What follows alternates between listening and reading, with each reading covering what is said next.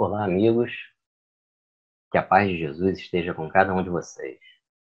Meu nome é Ricardo Senra, eu sou do Grupo Espírita Francisco de Assis, em Santa Rosa, Niterói, e é com muita satisfação que eu venho aqui hoje falar um pouco mais sobre a nossa querida doutrina espírita, essa doutrina de amor, de luz, de consolo e de esclarecimento. Hoje nós vamos falar sobre o tema as desigualdades e a paternidade divina. Desde o Antigo Testamento, nós temos algumas referências a Deus como Pai. Sendo que o Pai retratado lá no Antigo Testamento é um Pai ainda distante, um Pai muitas vezes punitivo, vingativo, severo, um Pai realmente distante. E quando Jesus caminha conosco sobre a terra, ele nos traz uma outra concepção da paternidade divina. Inclusive, Jesus e os apóstolos, no seu idioma originário, o aramaico, eles se referiam a Deus como Abá. Esse termo, né, hoje nós poderíamos comparar ao que nós usamos como papai, paizinho. Então vejam que é um pai muito mais próximo.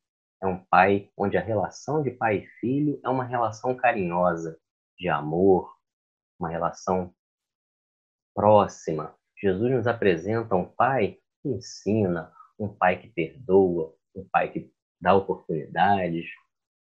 E eu trouxe aqui alguns trechos do Novo Testamento para a gente ilustrar isso. Então vamos lá. Aqui a primeira referência nós temos em João, capítulo 3, versículo 1, onde Jesus diz: Vejam como é grande o amor que o Pai nos concedeu, sermos chamados filhos de Deus, o que de fato somos. Então veja lá, Jesus categoricamente, sermos chamados filhos de Deus, o que de fato nós somos. Já em João, capítulo 20, versículo 17, Jesus, já depois da crucificação, se apresenta aos discípulos em seu corpo fluídico, seu corpo perispiritual, e ele diz aos discípulos: Não me toques, pois ainda não subi para o Pai. Vai aos meus irmãos e dize a eles: Subo para o meu Pai e vosso Pai, meu Deus e vosso Deus. Então vejam que Jesus, ele apresenta Deus não só como Pai dele, Jesus, mas como nosso Pai também. Ele nos apresenta a fraternidade universal. Todos nós somos irmãos perante a humanidade, somos irmãos em Cristo. E no Evangelho de Mateus, capítulo 6, versículo 9, Jesus nos diz: Orai, portanto, assim: Pai nosso que estás no céu, santificado seja o teu nome. Então, Jesus, quando nos ensina a orar, ao início dessa oração já é um chamamento a Deus como Pai. Pai nosso que estás no céu. Então, vejam, diante de todas essas novidades que Jesus nos traz nessa concepção de Deus Pai, será que mesmo com isso, hoje, no nosso estágio atual de evolução, com a bagagem que temos, com o nível evolutivo que nós estamos atualmente, será que nos é dado sondar a natureza íntima de Deus? Será que podemos compreender Deus em todos os aspectos, em todos os seus pormenores? Para responder isso, a gente vai recorrer ao livro A Gênese, de Allan Kardec. E na Gênese ele diz categoricamente que não. Nós não podemos sondar a natureza íntima de Deus. E por que nós não podemos? Não podemos porque nos falta ainda o sentido que só se adquire pela completa depuração do espírito. Nós ainda temos que caminhar muito, nos depurar, evoluir espiritualmente, para que nós possamos compreender melhor a divindade, sondar a natureza íntima de Deus. Por enquanto, ainda não nos é dado isso. Mas se por um lado nós não podemos sondar a natureza íntima de Deus, nós podemos conhecer os atributos de Deus, conhecer os atributos da divindade. E lá na Gênesis ainda, ele nos diz que seria até incompreensível, seriam incompreensíveis as obras da criação se a gente não conhecer realmente os atributos da divindade. Então, ele nos diz lá, sem o conhecimento dos atributos de Deus, seria impossível compreender a obra da criação. É o ponto de partida de todas as crenças religiosas. E é por não terem se reportado a esses atributos como farol capaz de orientá-las que a maioria das religiões errou em seus dogmas. As que não atribuíram a Deus a onipotência, imaginaram vários deuses. As que não lhe atribuíram a soberana bondade, fizeram deles um Deus ciumento, colérico, parcial e vingativo. Então, vejam lá. Se não podemos conhecer a natureza íntima de Deus, podemos conhecer e devemos conhecer os seus atributos. Então, vamos nos socorrer ainda do Livro dos Espíritos, onde lá na questão número 1, né, a primeira questão do Livro dos Espíritos, os Espíritos nos dizem lá que Deus é a inteligência suprema, causa primária de todas as coisas. Na questão número 13, nós vemos lá registrados os atributos da divindade. É eterno, infinito, imutável, imaterial, único, onipotente, soberanamente justo e bom. Mas ele nos alerta também que ainda temos coisas que a nossa linguagem ainda não é capaz de traduzir, né? Então, essas ideias e sensações não temos ainda como expressar. Então, esses atributos da divindade é o que nós hoje conseguimos conhecer e entender. E na questão número 4, nos é dito pela espiritualidade que não é efeito sem causa. É que procuremos a causa em tudo que não é obra do homem e a nossa razão vai responder, né? Para crescer em Deus, basta que se lance olhar sobre as obras da criação. Então vejam bem, meus irmãos, não há, né, efeito sem causa. Se a gente olhar, né, para as obras da criação, nós olharmos as obras da criação, o universo, a natureza, as criaturas que compartilham o planeta conosco, tudo que nos cerca, a nossa razão já nos leva à crença num Deus. E pela obra se conhece o artista, não é mesmo, meus irmãos? Então, por essa obra de Deus, nós também passamos a conhecê-lo. E diante disso, eu queria chamar vocês para observar algumas imagens que eu trouxe aqui a respeito dessa obra, para que diante dessas imagens nós possamos vislumbrar um pouquinho essas obras da criação. Vamos lá.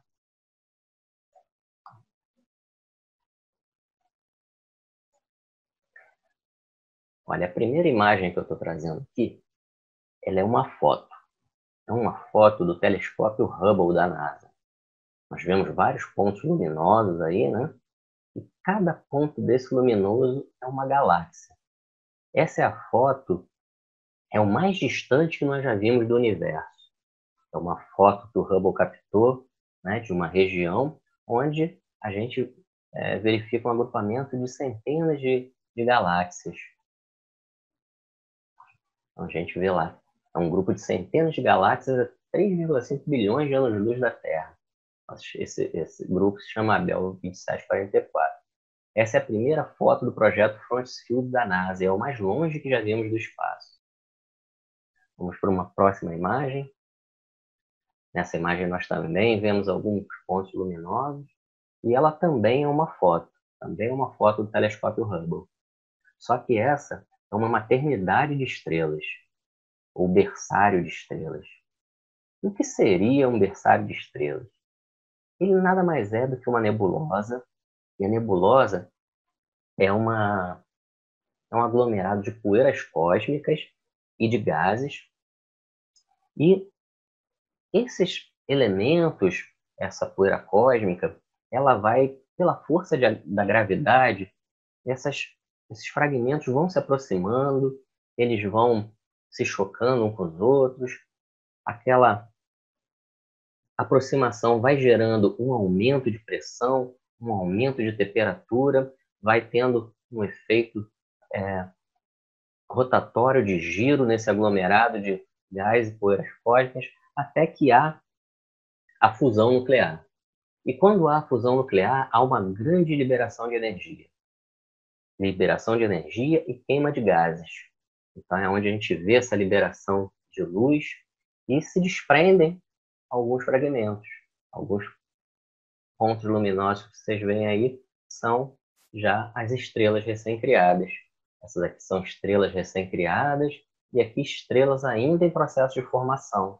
E todo esse aglomerado aqui é uma nebulosa, né? Uma maternidade de estrelas.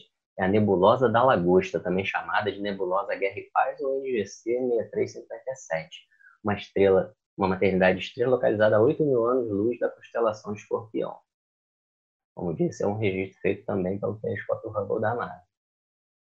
Essa próxima imagem, ela já não é uma foto única, ela é um mapa, é uma imagem feita através de várias observações, de várias fotos, as observações do espaço, e a composição dessas fotos nos compõe essa imagem aí. É a imagem da nossa Via Láctea. Esse é o nosso primeiro endereço, a nossa galáxia, né? Então vejam lá, 4 anos de observações compilados em dados do Observatório Pan-STARRS no Havaí, em parceria com o Space Telescope Science Institute, resultou em uma belíssima imagem da Via Láctea, exibindo 800 milhões de estrelas que circundam nossa galáxia. Então vejam lá, a gente está vendo aqui, ó, só na nossa galáxia, 800 milhões de estrelas. Lá naquela primeira imagem nós vimos um agrupamento de centenas de galáxias. E olha que aquilo ali é apenas um pequeno trecho que a gente conseguiu visualizar no universo, né? Para a gente ver a grandeza do universo. Para reproduzir essa imagem, os astrônomos examinaram o céu 12 vezes, usando 5 filtros telescópicos diferentes, ao longo de 4 anos, aliando as observações aos dados registrados desde 2010. Seguindo adiante, mais uma imagem. Essa é a estrela central do nosso sistema solar, o Sol, né? Ela que nos fornece luz e calor. Ela é responsável por 99,86% da massa do nosso sistema solar. Vejam, né? Quase a totalidade, né, da massa do nosso sistema solar é o Sol. Essa estrela, né? Essa nossa estrela central. E aqui nós não temos mais uma foto. Isso é uma representação gráfica do nosso sistema, né? Do sistema solar. Nós vemos aqui, partindo do Sol, esse terceiro planetinha aqui é a Terra, é o nosso planeta. E vendo essa imagem, o que o materialismo nos diz? Olha como nós somos pequenos, como nós somos insignificantes. Nós não somos nada perante o universo. Mas não é isso que a doutrina espírita nos diz. O que a doutrina espírita nos diz? Nos diz que nós somos espíritos imortais, criados por Deus simples e ignorantes e fadados à perfeição, através das vidas sucessivas, das diversas encarnações, da habitação de vários orbes, de vários mundos. Nós vamos adquirindo experiências, evoluindo. Um dia seremos também espíritos puros. E nós temos um papel nessa criação. Nós somos parte de toda essa obra de arte. Nós somos parte dessa criação. E temos o papel nela, sim. E nós não somos insignificantes, muito pelo contrário. Nós somos muito importantes, pois num ato de puro amor, Deus nos criou como espíritos individualizados e somos parte dessa criação maravilhosa. Temos um papel no universo. Inclusive no livro dos Espíritos, no trecho que fala da ocupação dos espíritos, eles nos dizem, a espiritualidade nos diz que a ocupação dos espíritos puros é receber as ordens de Deus e transmiti-las por todo o universo. Então vejam bem, nós temos o nosso papel, um papel importante nessa criação. Nós somos filhos de Deus e somos parte dessa obra de arte. Seguindo adiante, nós vemos aqui uma imagem da nossa casa. Essa é a Terra, a nossa casa. Que bela casa Deus nos deu, né? É o planeta Terra. Essa é a primeira fotografia em cores tirada da Terra. Ela foi tirada pela tripulação da Apollo 8. E aqui nós temos uma imagem um pouco mais aproximada também da Terra, não menos bela que a imagem anterior, né? Mais uma imagem mais setorizada. E aqui eu gostaria de chamar a atenção para vocês dessa zona de transição aqui entre o planeta e o espaço. Nós vemos uma região aqui de um azul mais escuro, né? Essa camada azul mais escura é a nossa atmosfera. Ela é responsável pela nossa vida na Terra, né? A atmosfera Ela é composta de 78% de nitrogênio, 21% de oxigênio, 1% de outros gases. E aqui eu trago outros dados, a altitude aproximada de 100 quilômetros, a altitude da atmosfera, sendo que a troposfera, que é a camada onde estão os gases responsáveis, a combinação de gases responsável por toda a vida na Terra, toda a vida na Terra está nessa faixa de 12 quilômetros da troposfera. Uma, uma, uma, uma faixa relativamente pequena, né, de 12 quilômetros, para que haja toda a vida na Terra. Aqui tem outros dados de pressão atmosférica. A nossa pressão atmosfera é de 14,7 psi, a temperatura média na superfície é de 14 graus, variando entre cerca de menos 60 a mais 45. Temos ainda outras condições sem as quais a vida na Terra não existiria. A distância exata do Sol, a presença de água e carbono, e não tão conhecido, mas também importante, o campo magnético. O campo magnético da Terra ele é gerado pela movimentação interna, das camadas internas da Terra. Nós temos um núcleo sólido, e ao redor dele, uma camada pastosa. Essa camada se movimenta, e o movimento dessas camadas, forma o campo magnético da Terra. Sem o campo magnético da Terra, os ventos solares atingiriam o nosso planeta de uma forma gerando radiação que também inviabilizaria a vida como a conhecemos. Então a gente vê cada aspecto desse detalhadamente combinado. Qualquer variação em alguns desses aspectos já tornariam inviáveis a vida como a conhecemos, né? E o que o materialismo nos diz diante disso? O materialismo nos diz que tudo isso é obra do acaso. Essa combinação toda, todos esses aspectos, milimetricamente combinados, são obras do acaso. E nós, espíritas, sabemos que o acaso não existe. Para nós, isso desafia a nossa razão, que isso seja obra do acaso. Toda essa combinação, todos esses fatores milimetricamente combinados que proporcionaram a nossa vida na Terra. Isso, para nós espíritas, se chama providência divina. E o que seria a providência divina? A providência divina é a solicitude de Deus para com todas as suas criaturas. Vou trazendo aqui para vocês uma história que ela é retratada por Meimei no livro Pai Nosso. O nome dessa história é Existência de Deus. É no livro Pai Nosso, pelo Espírito Meimei, psicografia de Francisco de Xavier. Essa história ela diz o seguinte: que havia um árabe analfabeto, muito humilde, mas que tinha uma grande fé. E ele rezava sempre com muita fé. E passava um rico caravaneiro por ali, sempre observava aquilo, e ele ficou curioso. Um dia ele manda chamar o árabe à sua tenda e pergunta: como é que você sabe que Deus existe, se nem mesmo você sabe ler? De onde vem essa sua fé? E o árabe diz para ele: meu senhor, quando o senhor recebe uma carta de pessoa ausente, como o senhor sabe de sua autoria? E ele diz: pela assinatura, pela letra. E quando o senhor recebe uma joia de rara beleza, como o senhor sabe de sua autoria? Ele diz: é lógico, a marca do ourives. E o árabe coloca mais uma questão: e à noite, quando o senhor está na tenda e ouve passos ao redor, como o senhor sabe que são passos de um cavalo, de um boi ou de uma ovelha? E o caravaneiro diz: olha, o rastro é lógico.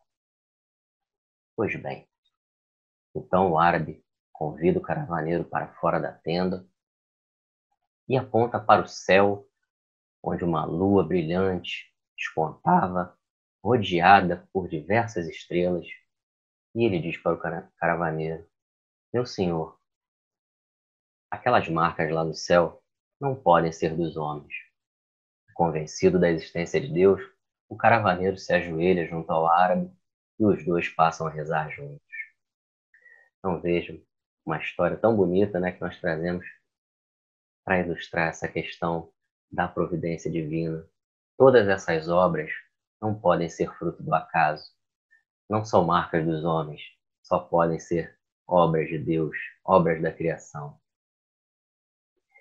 E voltando à questão que nós estamos tratando, da providência divina, como disse, a providência divina é a solicitude de Deus para com todas as suas criaturas. No livro A Gênese, ele nos diz aqui que a providência divina está em toda parte. Tudo, Deus tudo vê, tudo preside, mesmo as coisas mais mínimas. É nisto que consiste a ação providencial. Para entender a solicitude de Deus, a solicitude para estender a sua solicitude a todas as criaturas, Deus não precisa lançar o olhar do alto da imensidade. As nossas preces para Ele, para que Ele ouça, não precisam transpor o espaço, nem ser ditas com voz retumbante, pois que estando de contínuo ao nosso lado, os nossos pensamentos repercutem nele. Os nossos pensamentos são como sons de um sino, que fazem vibrar todas as moléculas do ar ambiente. E lá ainda no livro A Gênese, há uma analogia, e é bem frisado que é apenas uma analogia, não há pretensão de se definir Deus ou a providência divina, mas Kardec faz a analogia que a gente imagine um fluido de natureza sutilíssima, um fluido muito sutil, mas que esse fluido ele não se move, ele não é regido apenas pelas leis mecânicas. Ele é um fluido inteligente. Se é um fluido inteligente, ele tem reações coordenadas, ele é provido de inteligência, tudo que ele faz tem uma razão de ser. E esse fluido, ele preenche tudo que está no nosso universo, inclusive a nós. Preenche nossos corpos, preenche todas as criaturas, preenche toda a natureza, inclusive os espaços vazios. Então, ao mesmo tempo que nós estamos impregnados desse fluido, nós e todos os elementos da natureza, nós estamos impregnados do fluido e ao mesmo tempo nós estamos mergulhados nesse fluido. E estando todos preenchidos desse fluido, nós estamos todos interconectados. Nós estamos ligados uns aos outros. O que eu faço repercute em vocês, e o que vocês fazem repercute em mim. E tudo que nós juntos fazemos, tudo na natureza, tudo em nossa vida, repercute também em Deus, e Deus em nós. É aí que Jesus falava para nós: eu e o Pai somos um. E é por isso, e é conhecendo isso, essa solicitude de Deus com as suas criaturas, a providência divina, que nós compreendemos que tudo na natureza está interconectado. Todos nós somos interligados, somos irmãos, compartilhamos aqui especificamente esse planeta e somos irmãos de todas essas criaturas, todo o meio ambiente, tudo que está na natureza repercute em nós e nós dele. E a Deus nada escapa, pois também estamos intimamente ligados a Deus, todos interconectados. Mas diante de tudo isso, meus irmãos, que falamos até agora, sobre a paternidade divina, sobre os atributos da divindade, sobre todas as obras da criação, como entender as desigualdades diante de tudo isso que falamos sobre a paternidade divina? Como podemos entender essas desigualdades? Como um Deus soberanamente justo e bom iria permitir as desigualdades? É uma questão que temos a responder. E assim, a doutrina espírita, ela nos dá duas chaves. Nós temos duas chaves que são imprescindíveis para que nós possamos compreender as desigualdades sem negar a natureza da paternidade divina. A primeira delas é a multiplicidade das existências. Se nós pensarmos apenas na encarnação atual, na existência atual, realmente fica muito difícil a gente compreender as desigualdades, as aflições, os tormentos, os sofrimentos que temos na Terra. Se nós focarmos apenas nessa encarnação, tudo isso fica muito difícil de compreender, aceitando que há um Deus Pai que cuida disso tudo. Mas a doutrina espírita nos diz que nós temos múltiplas existências. No Evangelho de Jesus também. Eu trouxe aqui algumas referências. Olha, em João, capítulo 3, versículo 3, Jesus nos diz: eu te digo que se alguém não for gerado de novo, não pode ver o reino de Deus. No Livro dos Espíritos, na questão 166A e B, e na questão 167, nós temos aqui: ao se depurar, a alma sofre sem dúvida uma transformação, mas para isso necessita da prova da vida corpórea. Todos nós temos muitas existências. Os que dizem o contrário querem manter-nos na ignorância, e que eles mesmos se encontram. Esse é o seu desejo. E na questão 167, qual é a finalidade da reencarnação? Expiação, melhoramento progressivo da humanidade. Sem o que, onde estaria a justiça? Então aqui, essa questão 67 já nos dá a pista para a nossa próxima chave para a compreensão das desigualdades. E qual seria essa chave? São as provas e expiações. Sem compreender que todos nós temos provas e expiações, precisamos expiar as faltas pretéritas e precisamos passar por provas que experimentem o conhecimento já adquirido, a experiência moral já adquirida e nos proporcione também evoluir, adquirir novas experiências, novos conhecimentos, seguir na nossa caminhada evolutiva. Sem as provas e expiações, a gente também não conseguiria entender as desigualdades à luz da paternidade divina. Então eu trouxe aqui um trechinho do Consolador de Emmanuel que diz assim: a provação é a luta que ensina ao discípulo rebelde e preguiçoso a estrada do trabalho e da edificação espiritual. A expiação é a pena imposta ao malfeitor que comete o crime. E temos ainda na Revista Espírita o seguinte trecho: as misérias deste mundo são, pois, expiações pelo seu lado efetivo e material, e provas pelas suas consequências morais. Qualquer que seja o nome que se lhes dê, o resultado deve ser o mesmo, a melhoria. Em presença de um objetivo tão importante, seria pueril fazer uma questão de princípio de uma questão de palavra. Isso provaria que se liga mais à importância das palavras do que a coisa. Então aí as duas chaves que nós temos para entender, compreender as desigualdades à luz dessa paternidade divina que nós vínhamos falando até então. E será que a desigualdade é uma lei de Deus?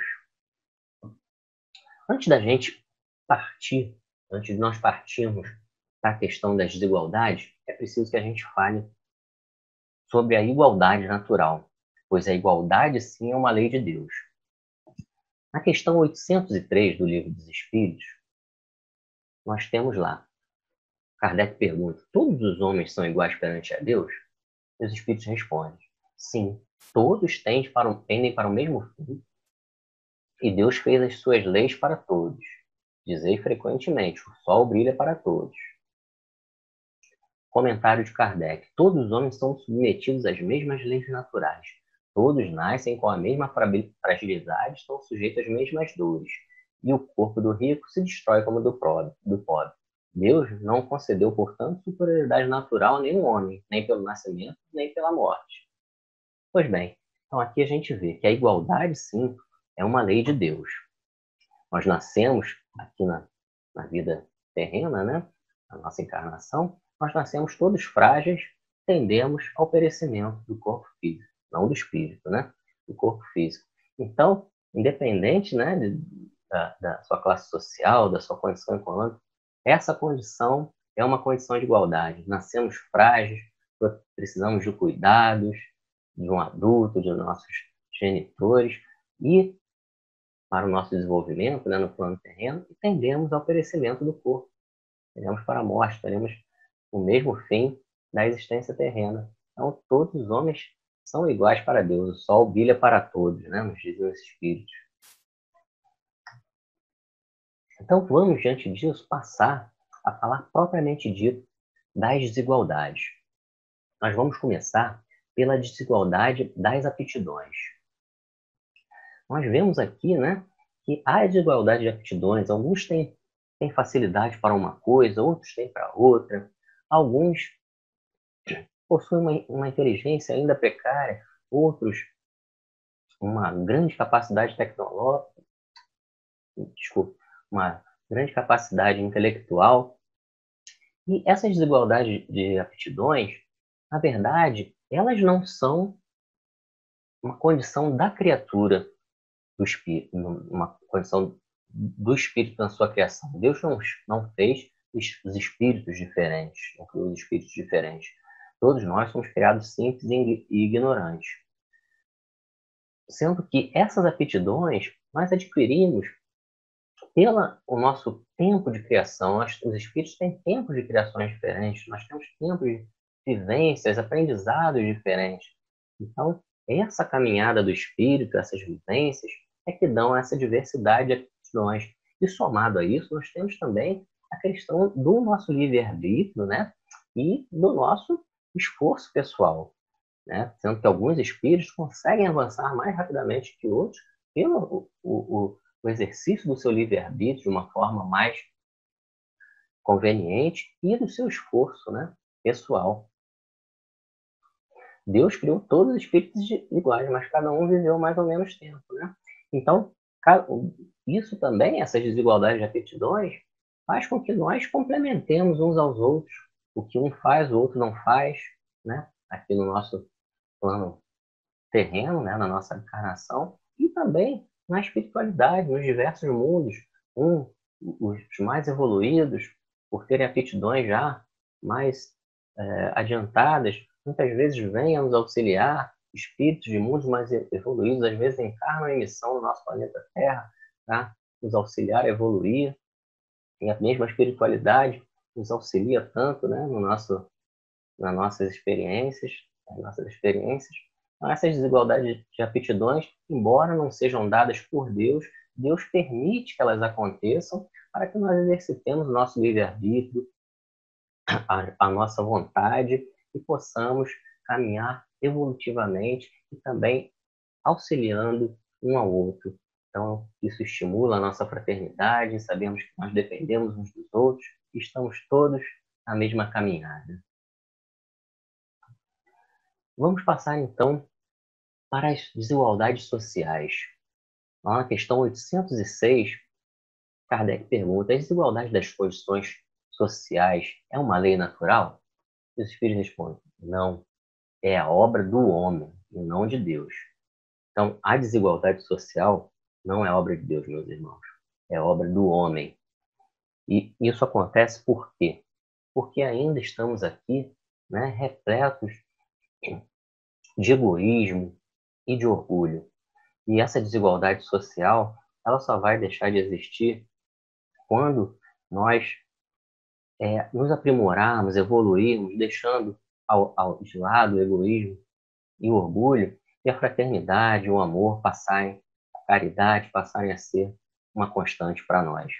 Então, cabe a nós também o nosso papel de reduzir essas desigualdades. A doutrina espírita não é uma doutrina que prega o conformismo.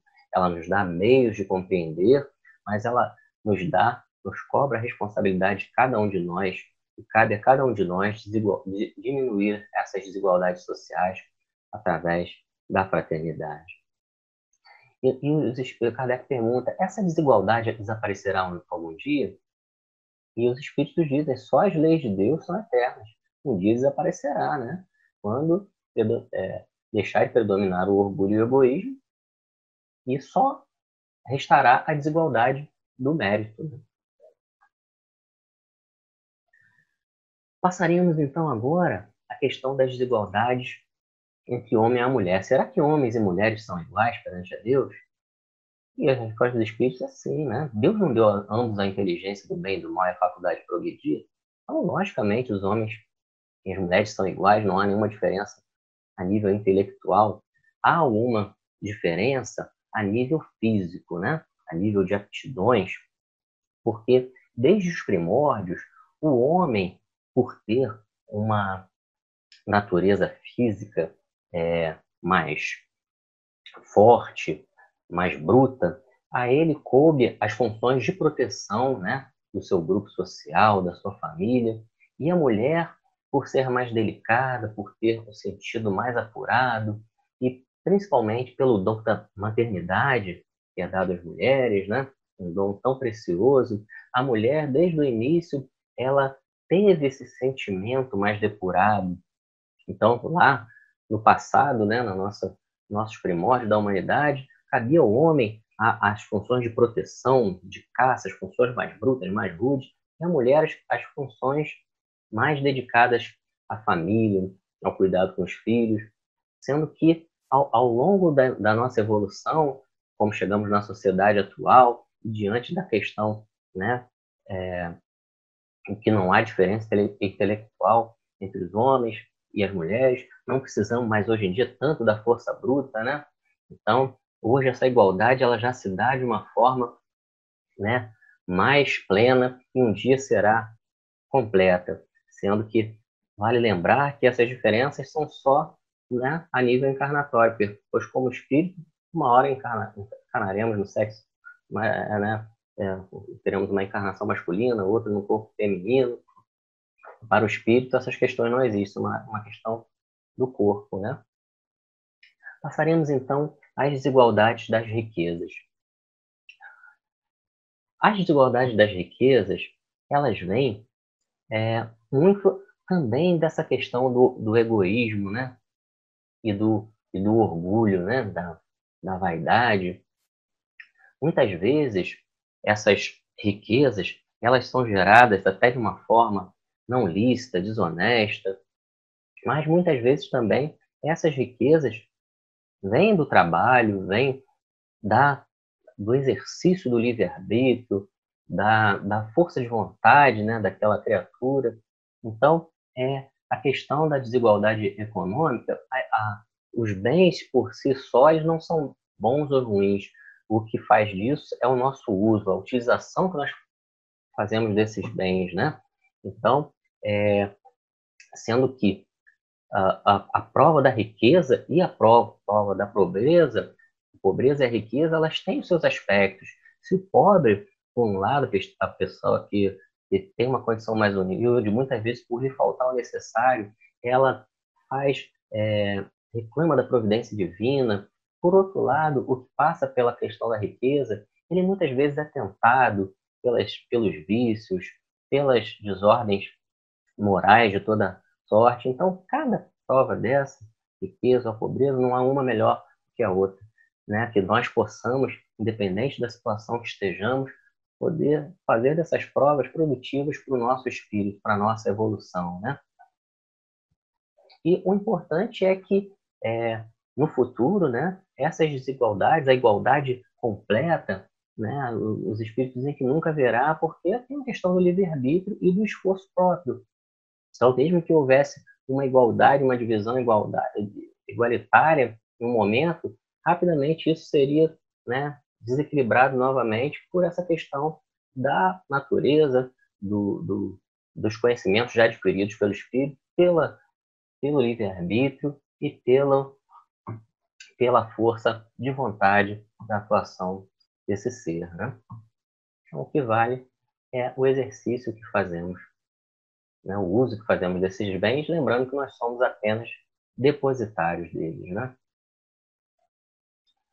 Então, aqui já caminhando para o final, nós vemos aqui Jesus, no Evangelho de Mateus: pedi e vos será dado, buscais e encontrareis, bateis e será dado aberto, e será aberto para vós. Pois todo aquele que pede recebe, e aquele que busca encontra, e ao que bate será aberto. Qual dentre vós é o homem que, pedindo-lhe o pão, seu filho, lhe dará uma pedra, ou pedindo-lhe peixe, lhe dará uma serpente? Portanto, Se vós, sendo maus, sabeis dar boas dádivas aos vossos filhos, quanto mais vosso Pai que está no céu dará boas coisas aos que lhes pedem. E já chegando ao final, meus irmãos, eu deixo a seguinte mensagem para vocês. Não temais, não vos preocupeis. Deus é vosso Pai. Então, meus irmãos, vamos agora unir nossos pensamentos, elevando uma prece de gratidão a Deus, nosso Pai, de infinita bondade, a quem agradecemos a oportunidade de estarmos hoje aqui, e agradecermos por todas as dádivas recebidas, que possamos a cada dia fazer bom uso do que nos é dado, do que nos é confiado por Deus, e que todas as provas sejam meios de evolução para o nosso espírito. Agradecemos, Senhor, por tudo e te pedimos muita saúde e muita paz para todos. Fica conosco, Jesus, hoje e sempre. Que assim seja, graças a Deus.